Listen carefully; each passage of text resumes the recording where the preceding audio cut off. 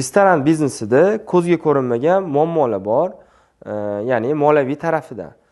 Lekin u narsalar nima sababdan ko'zga ko'rinmaydi? Restoran biznesida hamma bilgandek, marja juda ham baland, ya'ni 50% dan ko'p qo'yishganligi uchun bir xil joylarda sof foyda ham 50% chiqadi. Restorandagi eng qiyin masalalardan bittasi bu misol uchun siryo, ya'ni misol uchun bodring, pomidor, go'shtlarni qancha kilo qolganligi, ya'ni inventorizatsiya qilganda sistema bilan bir xil chiqmaydi. Sababi nimada desak, bitta tarelkaga qanchadir gram salat ketsa, odam juda ko'p bo'lgan paytda har xil solinib ketishi mumkin. Shunaqa ko'rinmas, bilinmas muammolar bor va oxirida inventorizatsiyada har xil hisob-kitoblar chiqib qolishi mumkin. Yoki yetmay qoladi yoki ko'p chiqib qoladi. Mana shu muammolar nima sababdan ko'zga ko'rinmaydi desak, odatda siz topgan pulni yoki o'sha sof foydani 30%, 40% ana o'sha muammolarni yopib yuborganligi uchun sizga u narsa bilinmaydi. Ya'ni biznes juda ham ko'p pul topayotganligi sababli muammolar ko'zga ko'rinmaydi. Nima sababdan bunaqa fikrga kelyapman?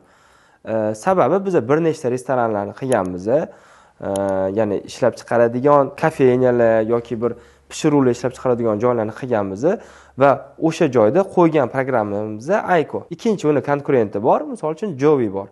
99% milliy taomlar qatlarga kirmay, qanaqa restoranlarga kirmay, ko'p joylarda Ayko va Jovini faqatgina posini ishlatishadi va o'sha sex kartasini yasab qo'yishadi.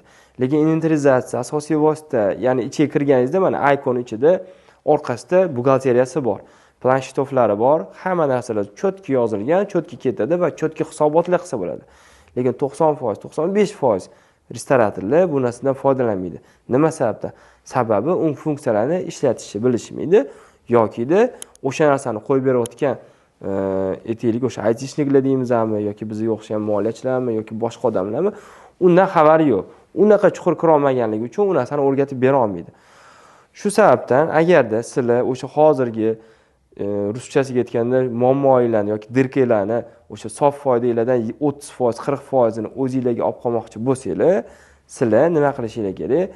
O'sha Aykomi, Jovimi nima programma ishlatsangiz, imkon qadar 100% hamma funksiyalaridan foydalanish kerak. Nima sababdan? Chunki Aykoning 500 varroq kitobi bor. Ana o'sha yerda o'qib chiqsanglar, u yerda biznesni qanaqa yurg'izish ham o'rgatilgan. Qanaqa desa, bu sistemani botiga bosib, mana bu ishni qilasan, mana bunaqa keyslarda mana bunaqa narsa qilasan deyishlikni o'zi sizga biznesni qanaqa yurg'izishlikni ham o'rgatadi o'zi aslida. Mana bu juda ham muhim narsa deb hisoblayman.